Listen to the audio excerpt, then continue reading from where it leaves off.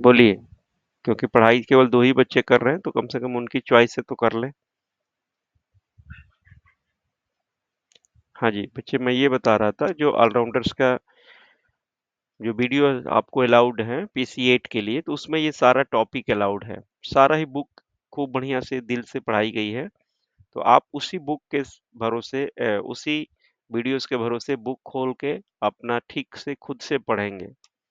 और सबसे ज्यादा इम्पोर्टेंट है इसमें ईयर 22 वाले। तो ईयर 22 खोलेंगे फोल्डर, इसमें ईयर 22 में सारे बुक 2007 का कैम वॉल्यूम 2 एमएसओ का GFR receipt and payment and गार, ये पांच, एक दो तीन चार पांच पांच किताबें हैं।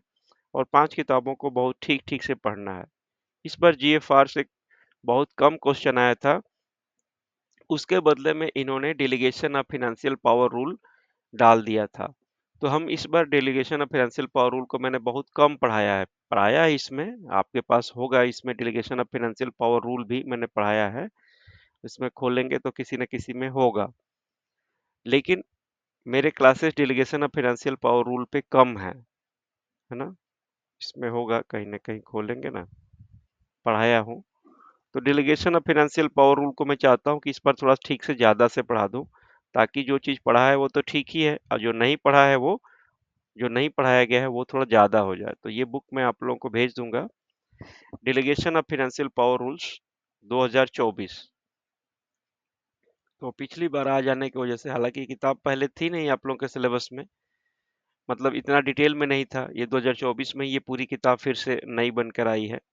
लेकिन उन्होंने पूछा है तो मुझे पढ़ा लेना चाहिए। बाकी आप लोग बताओ, कुछ और इसके अलावा डिटेल में पढ़ना है तो बताओ। हाँ बोलो बाबू दूसरे, अर्जुन जी। दिल पे दर्द लगे क्या? क्यों कुछ बोल रहे हैं? आप बताओ, आपके दिल में कौन सी किताब पढ़नी है वही पढ़ाएंगे। क्योंकि पढ़ाया हुआ सारा है, वीडियो मैंने ही पढ़ाया हुआ है, और क्या क्या एग्जाम में आते हैं, एक एक लाइन एक एक पॉइंट्स को पढ़ाया हुआ है। और चूंकि हम लोग पढ़ ही रहे हैं लास्ट सो फास्ट वाला, तो इसलिए हमें फास्ट ही सुनना और समझना होगा। लेकिन इसको डेलीगेशन ऑफ फाइनेंशियल पावर को मैं उतना फास्ट नहीं पढ़ाऊंगा, इसको थोड़ा सा 2-3 क्लास लूंगा तब जाके खत्म करूंगा। क्योंकि ये मैंने उतना डीप में नहीं पढ़ाया है वीडियो आपको डाल दूंगा पुराना जो मैं पढ़ाया हूँ। और उसमें आपका जो पीडीएफ भेजा हूँ, ये आप लोगों को पहले से ही होगा। तो उसमें delegation of financial power rule को केवल 3 पेज पे ही लिखा है मैंने शॉर्टकट में। जो आपका ऑलराउंडर्स का नोट्स है उसमें तो 3 पेज ही काफी थे, लेकिन इस बार थोड़ा ज्यादा क्वेश्चन आ गया, तो मैं ये सोच के कि नहीं, थोड़ा सा ज्यादा पढ़ा दूं। तो delegation of financial power rule क्यों होता है? जब बड़ी अथॉरिटी होती है, सबसे बड़ी अथॉरिटी है, जो सबसे सबसे ज्यादा जिसके पास पैसे का सेंट्रल गवर्नमेंट पे खर्च करने का जो पावर दिया गया है, उसमें मिनिस्ट्री ऑफ फिनांस को दिया गया है ना? वैसे सारा पावर किसके पास है? प्रेसिडेंट के पास है। तो प्रेसिडेंट ही कॉन्स्टिट्यूशन में उनको पैसे का खर्च करने का पावर है, लेकिन प्रेसिडेंट ने अपना पावर डेलीगेट किसको कर दिया है? मिनिस्ट्री ऑफ फिनांस को।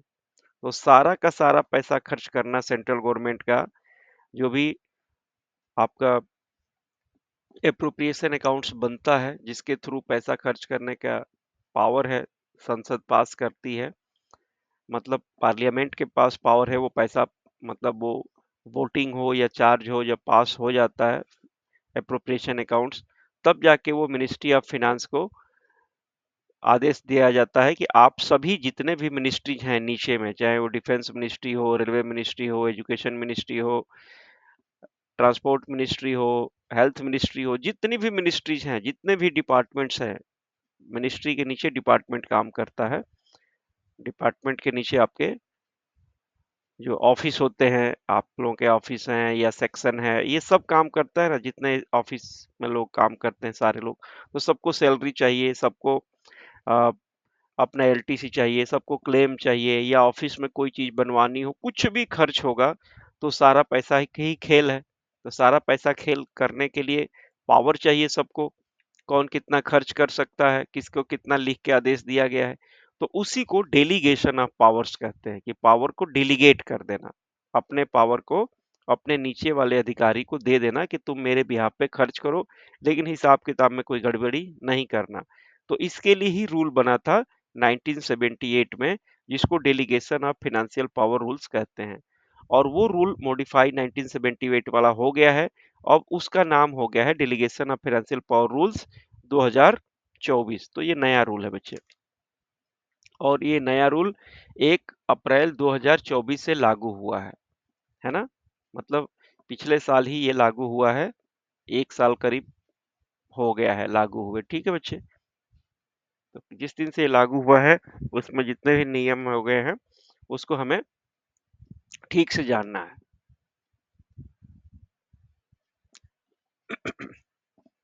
ये इशू कौन करता है इस किताब को? ये इशू करता है मिनिस्ट्री ऑफ फिनांस, और मिनिस्ट्री ऑफ फिनांस में उसके कौन सेक्रेटरी, फिनांस सेक्रेटरी और सेक्रेटरी एक्सपेंडिचर दोनों एक ही थे उस समय। तो गवर्नमेंट ऑफ इंडिया के फिनांस सेक्रेटरी के थ्रू ये साइन होके इशू हुआ है। वैसे अथॉरिटी कौन है? मिनिस्ट्री ऑफ फिनांस इस बुक को इशू करने के लिए। तो इसमें ये रूल दिए गए हैं बच्चे, ठीक है, ये सारा सीरियल नंबर से रूल दिया गया है। ये 1 number rule, 2 number rule, 3 number rule, तो इसमें पूछता है कि कौन से रूल पे क्या बातें लिखी गई हैं। अब जैसे आपसे पूछ देगा कि रिजिडुअरी फिनेंशियल पावर्स रूल्स कौन से रूल में कहा गया है, तो आप बोलोगे रूल नंबर 6 में कहा गया है। ये क्या होता है रिजिडुअरी फिनेंशियल पावर रूल भाई? रिजिडुअरी का मतलब होता है कि शेष रह गया, जैसे मैंने सब कुछ बांट दिया, सभी रूल मैंने बांट दिया, सभी पावर बांट दिया, और फिर भी कोई ऐसा चीज रह गया या कोई इतना बड़ा अमाउंट रह गया कि वो तो उतना तो पावर में किसी को दिया ही नहीं था। तो जो भी पावर बच गए हैं या जो भी पावर किसी को अलॉट नहीं हुए हैं, तो वो बचे हुए पावर को रिजिडरी पावर कहते हैं। और रिजिडरी पावर किसके पास बचा बचा हुआ है? मिनिस्ट्री ऑफ फाइनेंस के पास।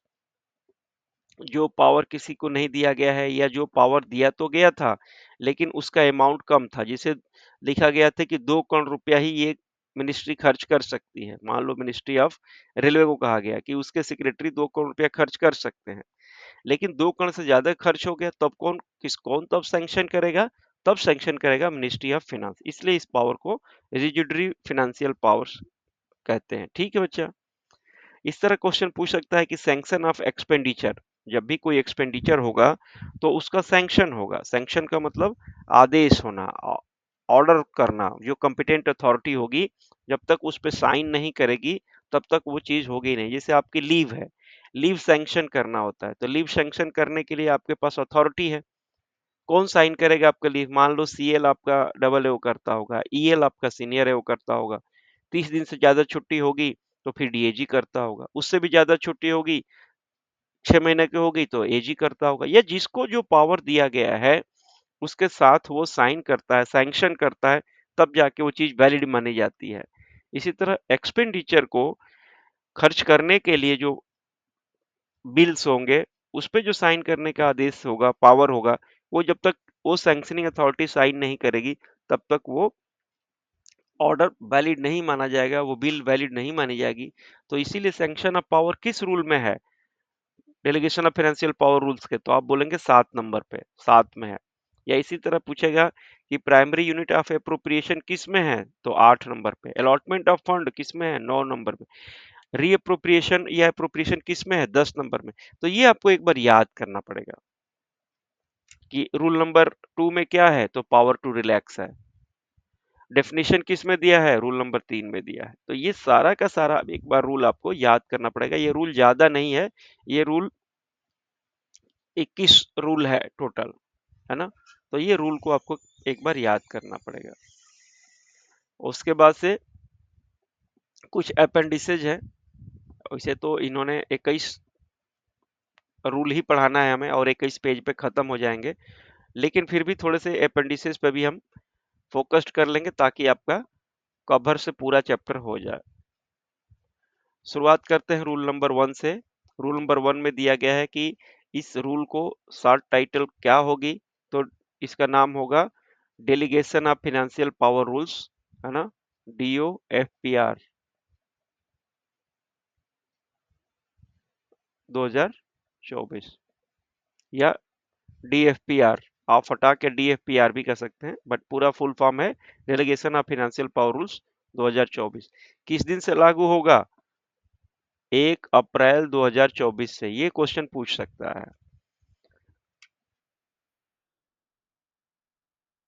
ओल्ड से देखो, इनका कोई भरोसा नहीं है। ये delegation of financial power rule जब से आया है, तब से बहुत सारी चेंजेज हुई हैं मतलब। तो ये पूछेगा तो आप इसको नया को बताना, पुराना पूछेगा तो पुराना वाला बता देना।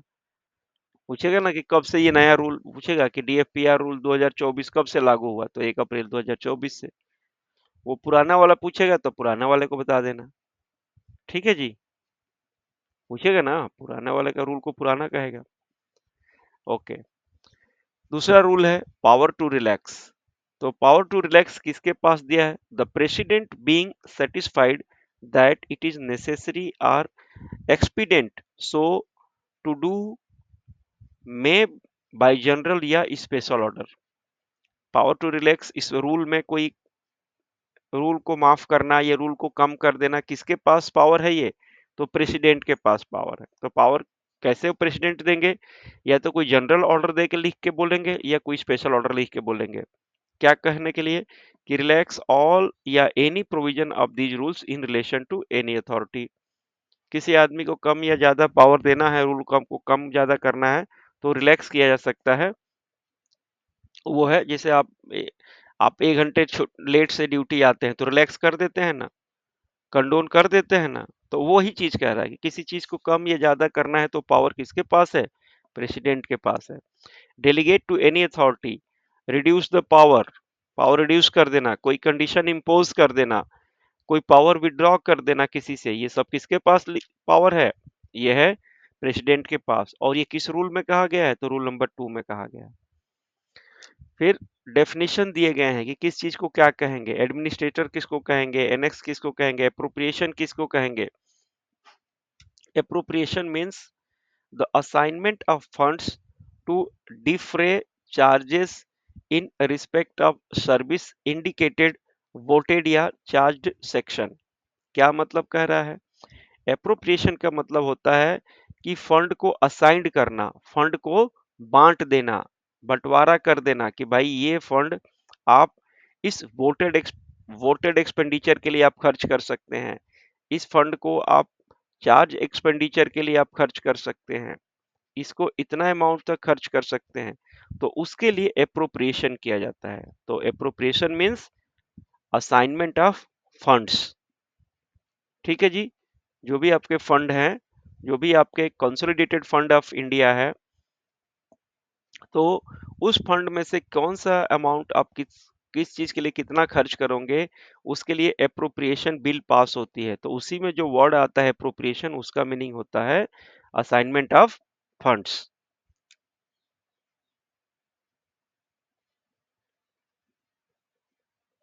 हेड ऑफ डिपार्टमेंट का मतलब क्या होता है? Head of department means an authority या person not below the rank of deputy secretary to the government of India and equivalent declared by the department concerned in the government of India as a head of department in relation to an identifiable establishment या establishment to exercise the financial powers delegated to him under these rules। ये जो power दिए गए हैं वो head of department को दिए गए हैं। और हेड ऑफ डिपार्टमेंट का रैंक कैसा होना चाहिए? और डिप्टी सेक्रेटरी का रैंक से नीचे नहीं होना चाहिए। डिप्टी सेक्रेटरी मतलब आपका डीएजी से नीचे का रैंक नहीं होना चाहिए, उस तरह की कुछ बात कहता है। इससे ऊपर का ही रैंक हो, मतलब कम से कम डिप्टी सेक्रेटरी रैंक हो। तो आपका एचओडी, आपके ऑफिस के लिए आपका एचओडी डीएजी नहीं है, आपका एचओडी कौन होता है? एजी होता है या पीएजी होता है। तो इसमें एजी पीएजी से मतलब नहीं होता है, क्योंकि हर डिपार्टमेंट के लिए लिख के नहीं देगा, लेकिन इक्विवेलेंट रैंक दिया है कि कम से कम डिप्टी सेक्रेटरी रैंक का अफसर वो होना चाहिए, तभी उसको एचओडी बोलेंगे और तभी उसको फाइनेंशियल पावर दिया जाएगा कि आप इतने बिल पे खर्च करने का, साइन करने का अधिकार रखते हैं। हेड ऑफ ऑफिस किसको कहा जाता है? हेड ऑफ ऑफिस में एक gazetted officer designated as such, subordinate to administrator and head of department. जो हेड ऑफ ऑफिस होगा, जो आपका डीएजी होता है आपके केस में, आप लोगों के ऑफिस के, तो वो हेड ऑफ डिपार्टमेंट के नीचे काम करने वाला होता है, सबऑर्डिनेट होता है, या एडमिनिस्ट्रेटर के नीचे काम करने वाला होता है, और वह एक गजेटेड ऑफिसर होता है, उसको हेड ऑफ ऑफिस कहा जाता है। ठीक है ना? तो ये दोनों ही पूछ सकता है कि डेलीगेशन ऑफ फाइनेंशियल पावर में हेड ऑफ डिपार्टमेंट किसको कहा गया है और हेड ऑफ द ऑफिस किसको कहा गया है। रीएप्रोप्रिएशन कैसे होता है? जैसे अभी आपने ऊपर पढ़ा था ना, appropriation means assignment of fund, तो उसी तरह रीएप्रोप्रिएशन का मीनिंग क्या होगा? Reappropriation means transfer by a competent authority of funds from one primary unit of appropriation to another to meet additional expenditure within the same section, revenue section and capital section of the grant या appropriation। क्या इसका मतलब हुआ बच्चे? कि reappropriation उस amount को कहा जाता है जो ट्रांसफर किया गया हो, मतलब जब बजट अलॉट हुआ था तब नहीं, बजट जब अलॉट हुआ था तब उसको एप्रोप्रिएशन कहेंगे।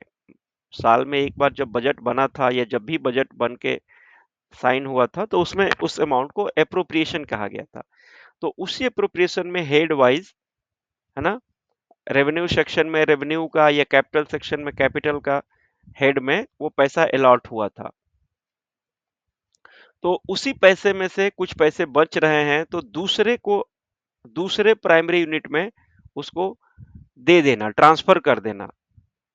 कोई भी कंपिटेंट अथॉरिटी होगी जिसको पावर दिया गया होगा कि भाई आप इसको साइन कर सकते हो ट्रांसफर करने के लिए पैसे को, इस जो अलॉटेड बजट है रेवेन्यू सेक्शन का पैसा रेवेन्यू सेक्शन में अलॉट कर सकते हो, मतलब ट्रांसफर कर सकते हो।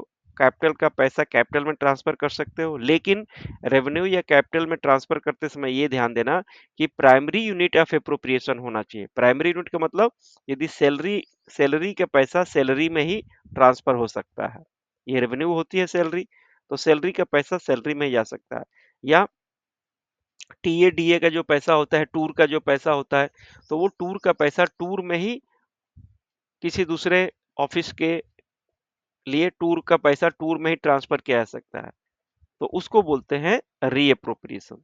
यानी नया पैसा नहीं अलॉट हो रहा है, जो पैसा बच गया है उसी पैसे में से कंपिटेंट अथॉरिटी दूसरे अथॉरिटी को ट्रांसफर कर सकती है, चाहे वो ग्रांट का पैसा हो या एप्रोप्रिएशन का पैसा हो।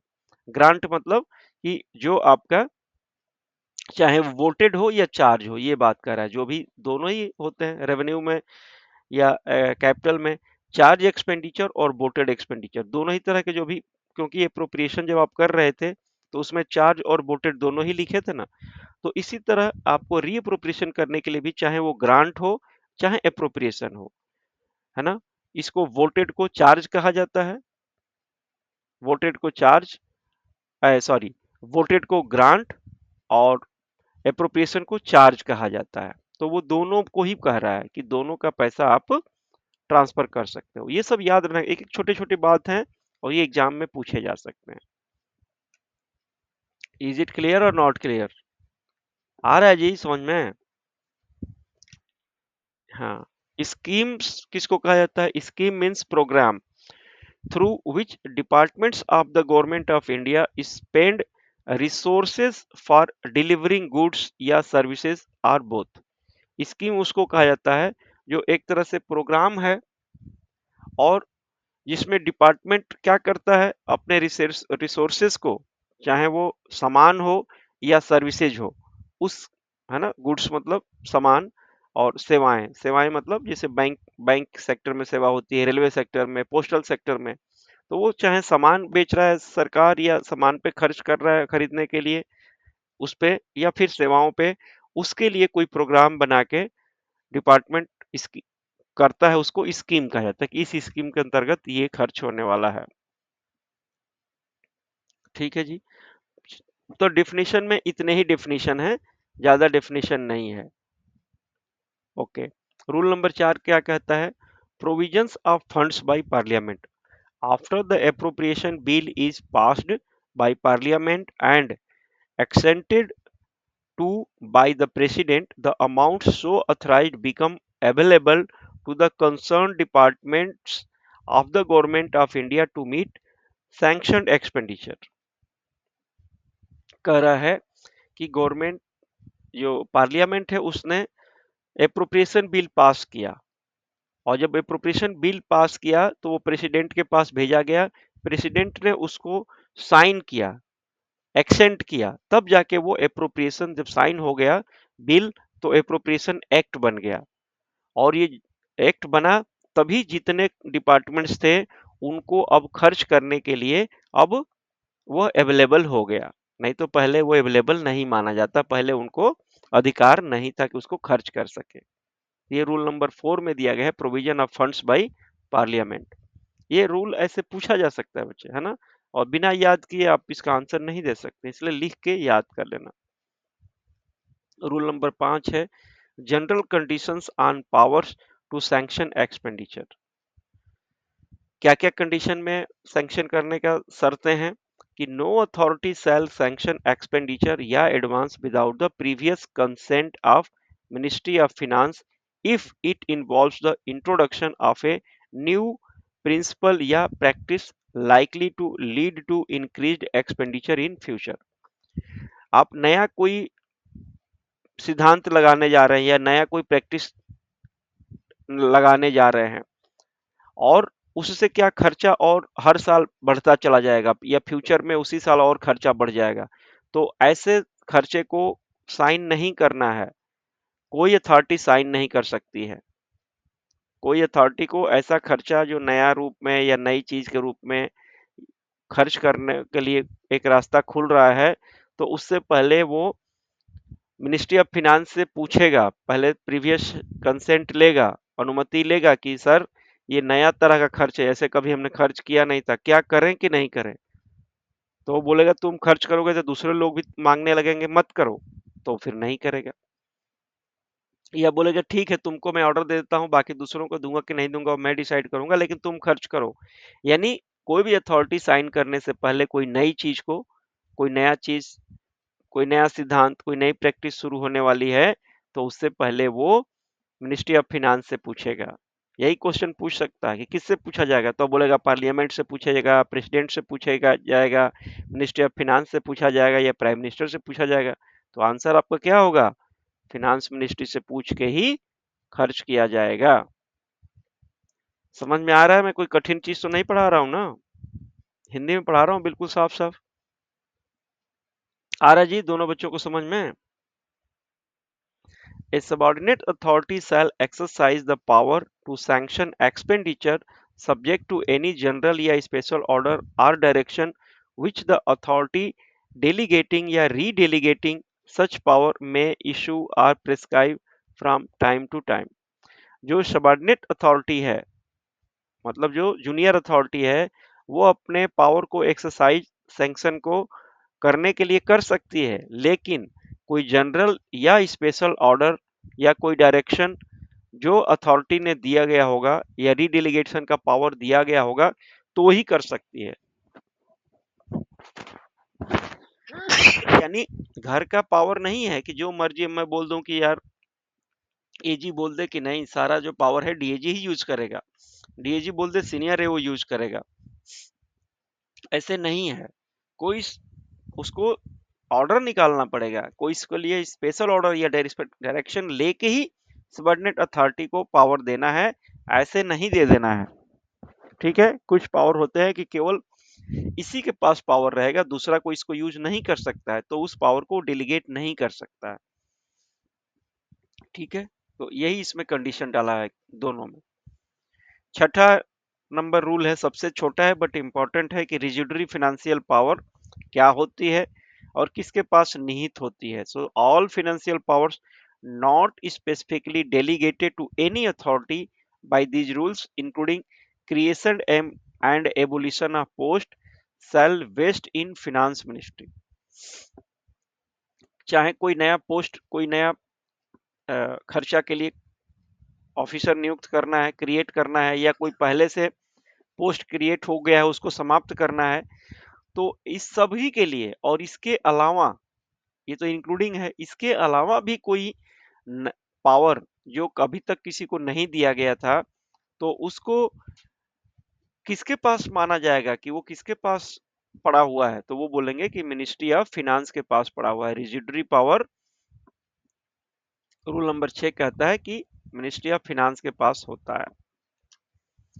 रूल नंबर 7 है सैंक्शन ऑफ एक्सपेंडिचर, जो स्टार्टिंग में आप इंडेक्स में आपको सिखा रहा था कि ऐसे rule number 1, rule number 2, rule number 3 ऐसे, तो उसी तरह आते आते अब रूल नंबर 7 आ गया है। तो रूल नंबर 7 में क्या होता है?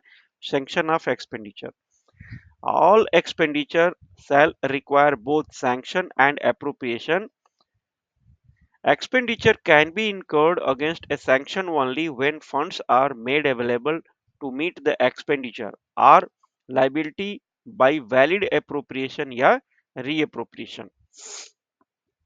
कह रहा है कि कोई भी खर्चा आपको सैंक्शन करके ही खर्चा करना पड़ेगा, या कोई लाइबिलिटी किसी से उधार लेते हैं, आज नहीं पेमेंट करेंगे कल करेंगे, या कोई रीअप्रोप्रिएशन करते हैं, इस जगह से दूसरी जगह पे आप ट्रांसफर करते हैं, reappropriation means transfer of fund, तो वो सारे के सारे के लिए आपको सैंक्शन लेना पड़ेगा, चाहे वो अप्रोप्रिएशन के लिए कर रहे हैं या कोई फंड चार्ज के लिए कर रहे हैं या वोटेड के लिए कर रहे हैं, सभी के लिए आपको सैंक्शन साइन करना ही पड़ेगा, तभी जाके वो वैलिड माना जाएगा।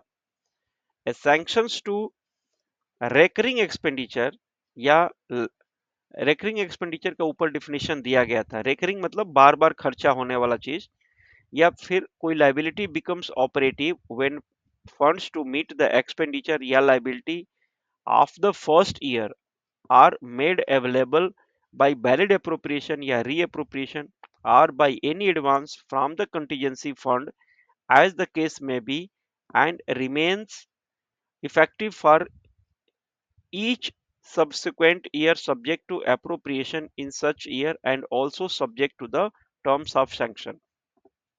क्या कह रहा है कि कभी कभी आपके पास कोई पैसा नहीं अवेलेबल हो और खर्च करना है, जैसे कोर्ट ने आदेश दे दिया कि भाई इस कॉन्ट्रैक्टर को आपको इतना पेमेंट करना ही करना है, तो आपके पास पैसे नहीं होंगे तो आप कंटीजेंसी फंड से वो पैसे लेते हैं। प्रेसिडेंट के पास जो पैसा पड़ा होता है कंटीजेंसी फंड का, उसमें से पैसा लेते हैं। हो सकता है कि अगले साल भी आपको पेमेंट करना पड़े, तो भी आपको सैंक्शन लेना है। पेमेंट करने से पहले एक बार में ही सैंक्शन पूरा नहीं होता है। फर्स्ट ईयर आपने पेमेंट कर दिया, उतना फंड अवेलेबल कराना है, फंड नहीं है रीअप्रोप्रिएशन कराना है, वहां से भी फंड अवेलेबल नहीं हो पाता है, फिर कंटीजेंसी फंड ऑफ इंडिया से लेना है, और अगले साल भी बच गया, सब्सिक्वेंट ईयर में भी आपको करना है, तो एक उसका भी सैंक्शन करना पड़ेगा कि हाँ ठीक है अगले साल भी आपको ये पेमेंट करना पड़ेगा, तो आप उसके लिए सैंक्शन कराएंगे। नहीं तो एक जिसे हर बार आप छुट्टी साइन कराते हो, इस साल की छुट्टी भी अगले साल में भी कराना है, तो उस भी सैंक्शन कराते हो, वही कर रहा है कि सभी सैंक्शन करा के ही आपको रेगुलराइज करना है। ऐसे नहीं कि एक बार करा लिए और ऑटो में रिचार्ज हो रहा है, ऐसा नहीं है। रूल नंबर 8 क्या कहता है? Primary unit of appropriation.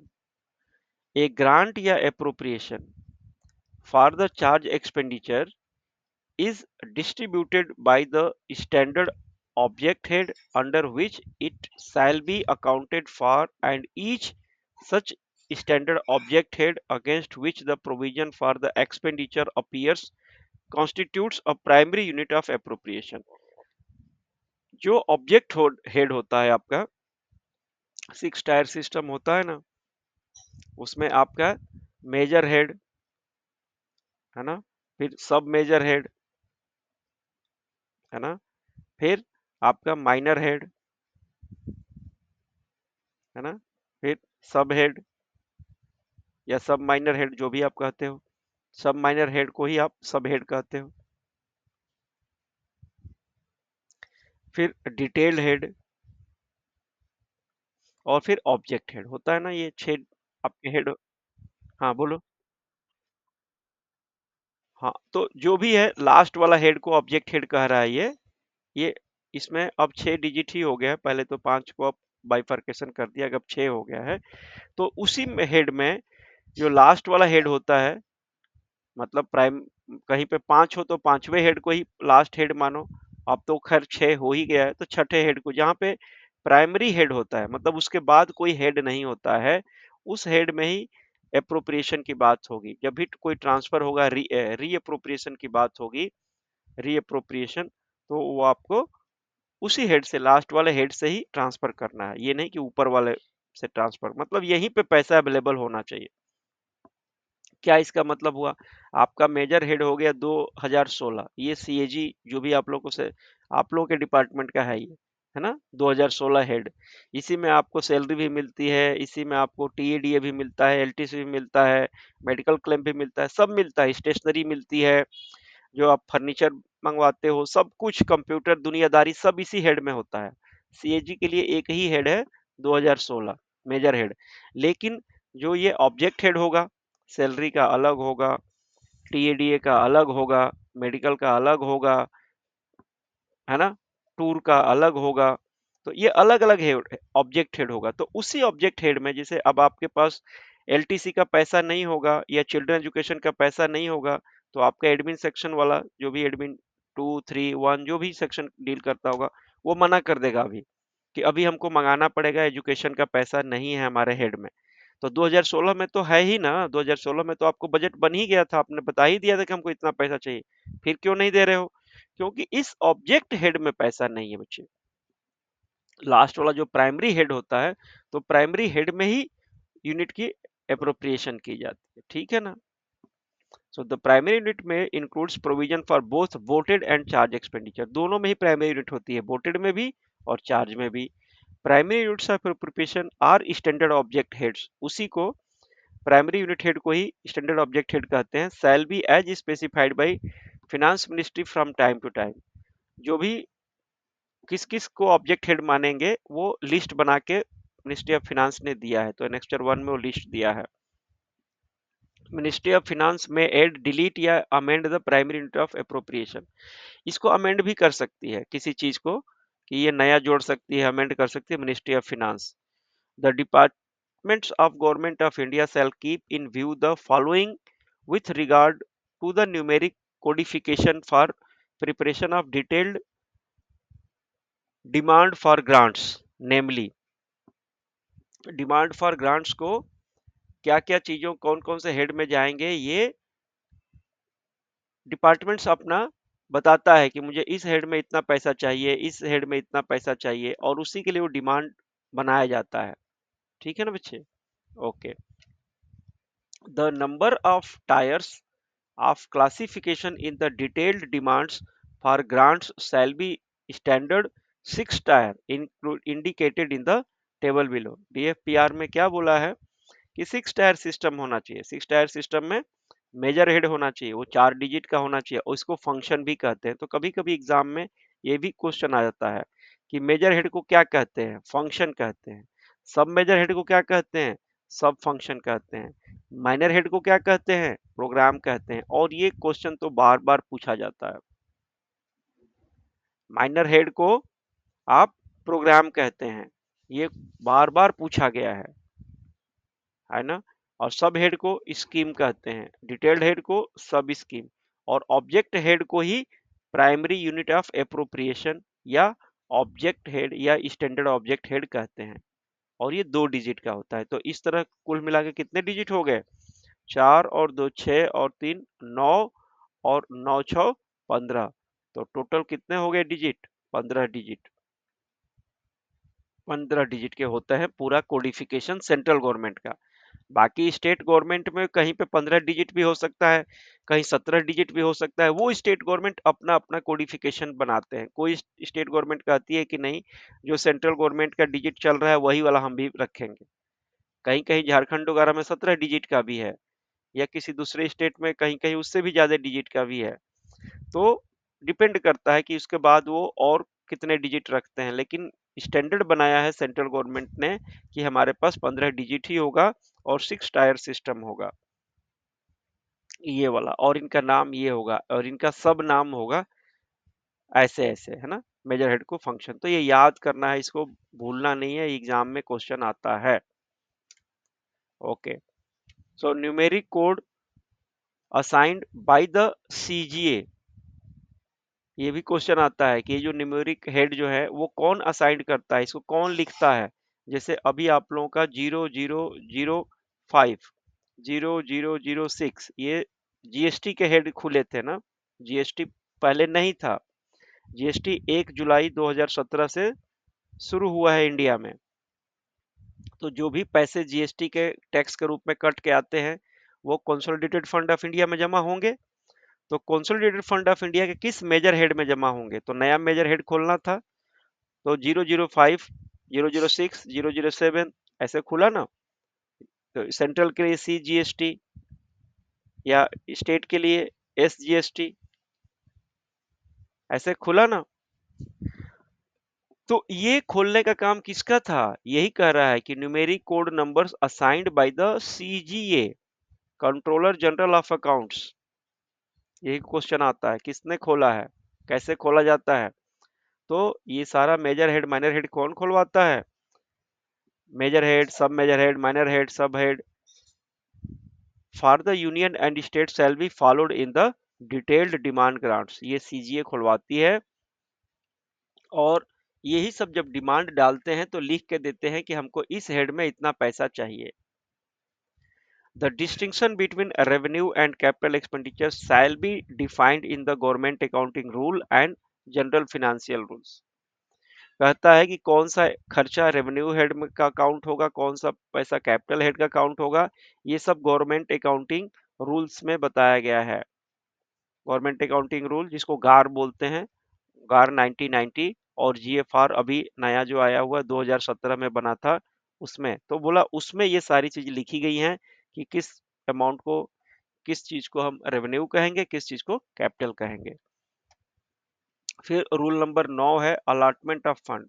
The departments of government of India are authority on whose behalf a grant या appropriation for charge expenditure is authorized by parliament shall distribute the sanctioned fund where necessary among the controlling and disbursing officers subordinate to it।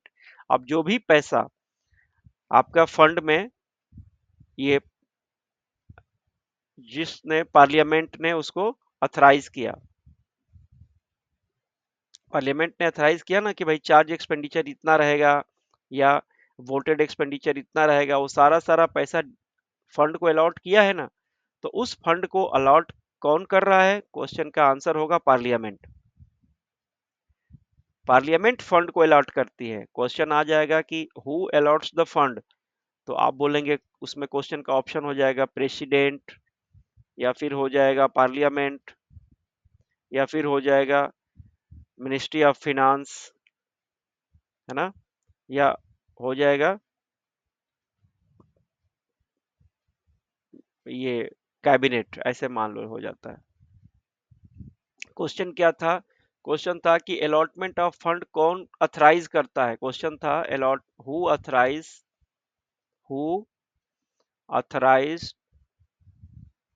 या who authorises the allotment of funds, ये वाला word allotment of funds. तो क्या answer होगा इसमें से, क्या होगा अर्जुन आंसर। शाबाश, very good, very good double O साहब, बहुत अच्छा बात बोला, मुझे खुश कर दिया आपने। यही कह रहा है, जो जो कह रहा है ना वो रूल वहीं पे एमसीक्यू छुपा हुआ है बच्चे। तो एक बार इसको जरूर मन से पढ़ लो, क्योंकि इस बार जो ये आ गया है डेलीगेशन ऑफ फाइनेंशियल पावर, ये इतना डीप में कभी नहीं आया था। तो एक एक शब्दों पे ध्यान देना कि कहीं इस बार भी फिर उसी टाइप का क्वेश्चन पेपर रिपीट हो गया तो कैसे हमारा निकलेगा पीसी 8, नहीं पढ़े रहेंगे तो। और सबसे बड़ी जिम्मेवारी बच्चे आप लोगों की इस बार ये है कि कोई भी बंदे का पीसी 5 और पीसी 8 यदि क्लियर हो जाता है तो उसका हमेशा हमेशा के लिए पीसी 16 जो पुराना वाला मॉडल है जिसको सीपीडब्ल्यूए कोड बोलते हैं, ये बहुत टफ भी है और बहुत ज़्यादा लेंदी भी है, बहुत ज़्यादा प्रॉब्लम भी करता है, बहुत सारे बच्चे इसमें फेल भी हो जाते हैं। इससे हमेशा हमेशा का छुटकारा आपका मिल जाएगा।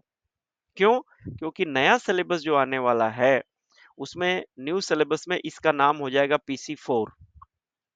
जो अगला जो एग्जाम होने वाला है, मतलब जो नया सिलेबस, क्योंकि ये लास्ट सिलेबस का एग्जाम होने वाला है, तो उसमें जो पीसी 4 आने वाला है उसमें 3 पीसी हो जाएंगे, पीसी 5, पीसी 8 और पीसी 16। इतने पीसी को मिला के एक पीसी 4 बनने वाला है। ये ओल्ड वाला पीसी है और ये नया पीसी 4 है। अब हालत खराब हो जाएगी। तो जिन बच्चों ने पीसी 5 और 8 पास कर लिया है उनको ये एग्जम्प्ट हो जाएगा। एग्जम्प्ट हो जाएगा ये पीसी 4 नया वाला। मतलब मान लो गलती से कोई पेपर रुक गया आप लोगों का और पीसी तो नया पेपर देना पड़ेगा, तो उसमें से पीसी 4 एग्जम्प्ट हो जाएगा यदि आपने ओल्ड सिलेबस में पीसी 5 और 8 पास कर लिया। तो इसको पास करने से न करने से कोई भी एग्जम्पशंस नहीं है न्यू सिलेबस में। ये बेकार हो जाता है। जिसने पास कर लिया है पीसी 16 और पीसी रुक गई है उसकी, पीसी 4 एग्जम्प्ट नहीं होगा। लेकिन पीसी 5 और पीसी 8 जिसने कर लिया उसको पीसी 4 एग्जम्प्ट हो जाएगा। तो इसलिए बहुत अच्छा है कि हम दोनों पीसी पे अपना दम लगा दें, पीसी 5 और पीसी 8 को दोनों एक साथ क्लियर करें। और दोनों में से एक भी रह गया तो फिर से नया पीसी 4 देना पड़ेगा, और नया पीसी 4 में देने के लिए पीसी 16 पढ़ना पड़ेगा। और पीसी 16 पढ़ना आप समझ लो कि अपने आप में 3-4 महीने का खुद ही ये पीसी होती है और टफ भी होती है। तो बहुत सावधानी से। और पीसी 8 में ही ये delegation of financial power rule आया था, और delegation of financial power rule जिन बच्चों का कंप्लीट नहीं था उनका भी ये रुका था पेपर। इसलिए हमें फोकस करना चाहिए। पता नहीं फिर कहीं पीसी 8 में delegation of financial power rule से ज्यादा क्वेश्चन आ गए तो मैं क्या करूंगा। इसीलिए हम इसको पढ़ रहे हैं बच्चे। रूल नंबर 10 कहता है appropriation and re appropriation. General restrictions क्या है इस रूल के कि save with prior approval of the parliament, funds shall not be appropriated या reappropriated to meet expenditure on or new service या new instrument of service not contemplated in the budget as approved by the parliament। बहुत example एक यहाँ पे अच्छा question बनने वाला है। क्या कह रहा है कि कोई भी नया सर्विस मतलब वैसा पहले खर्च नहीं होता था। मान लो, समझाने के लिए कह रहा हूँ, जैसे कोविड था। कोविड पे जो आपका सैनिटेशन का खर्चा या मास्क ऑफिस में ही प्रोवाइड किए जाते थे, या दिन भर आपका ऑफिस में साफ सफाई और हाइजेनिक सब मेंटेन होता था, तो वो सब पहले नहीं होता था। तो वो एक तरह से नया सर्विस खुल गया मान लो समझने के लिए।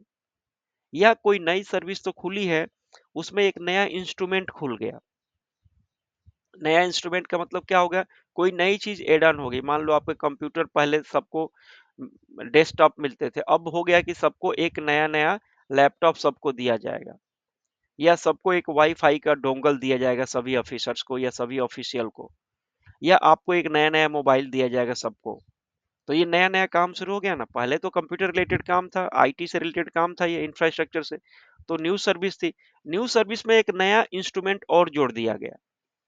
तो कोई भी नई सर्विस या न्यू इंस्ट्रूमेंट ऑफ सर्विस जो बजट में नहीं बताया गया है, न्यू सर्विस को एनएस बोलेंगे शॉर्ट फॉर्म में, और न्यू इंस्ट्रूमेंट सर्विस का को एनआईएस बोलेंगे।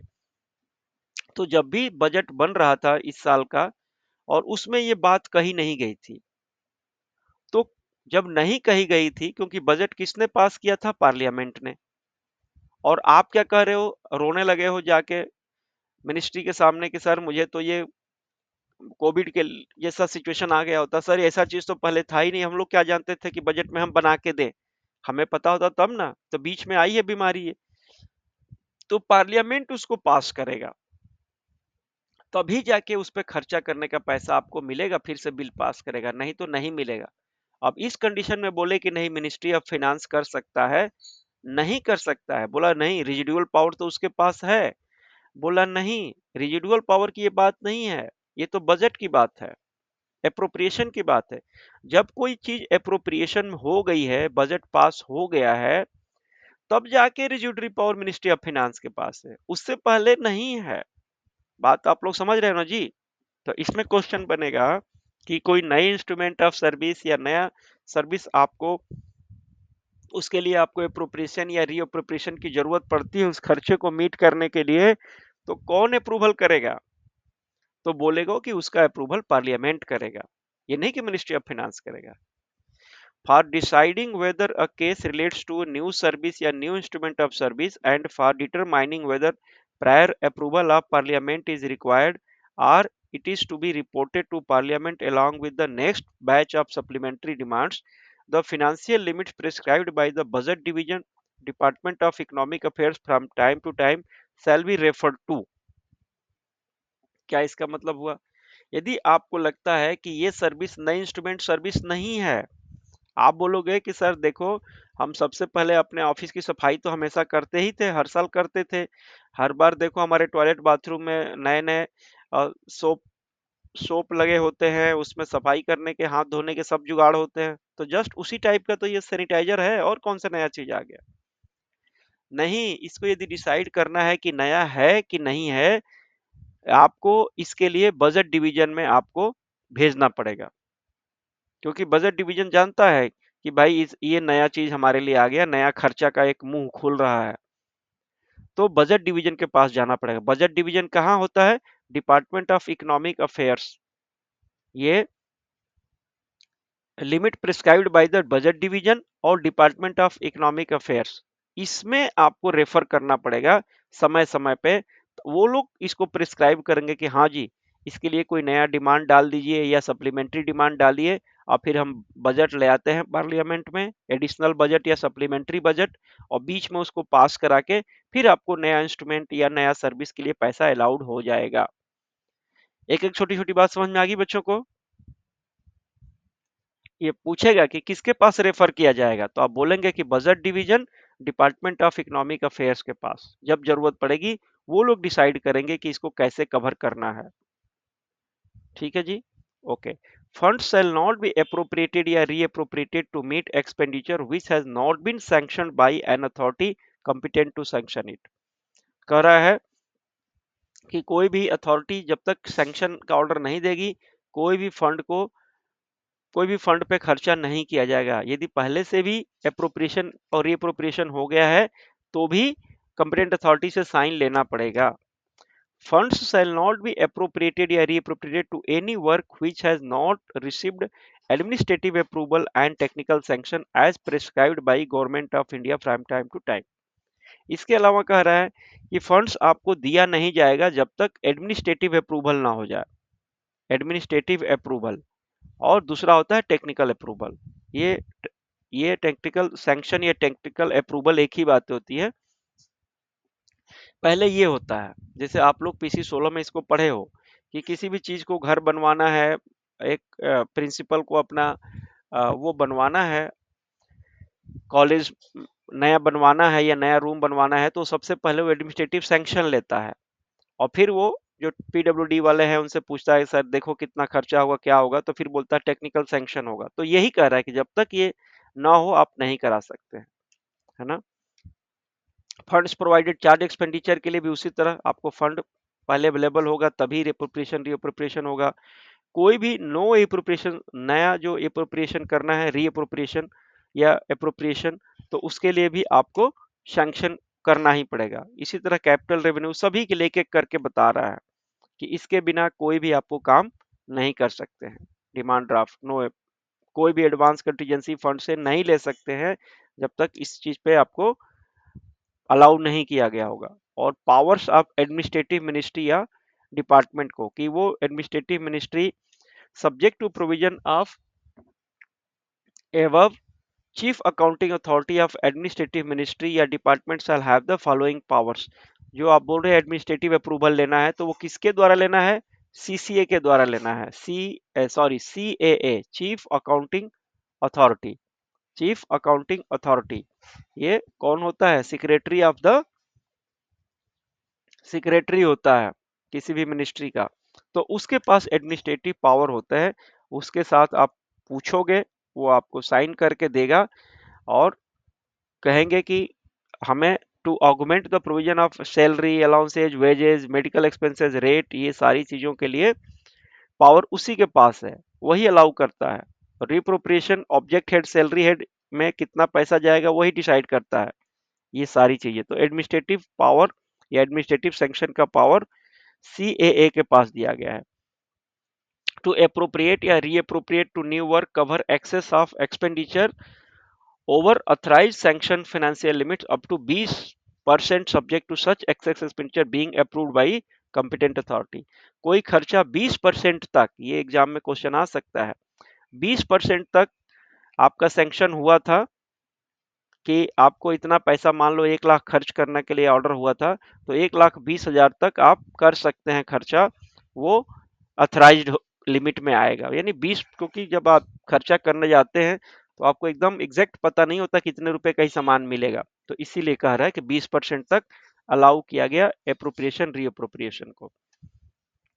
Argument A budget provision under any line ending at object head to limit Ministry of Finance through various specific general order।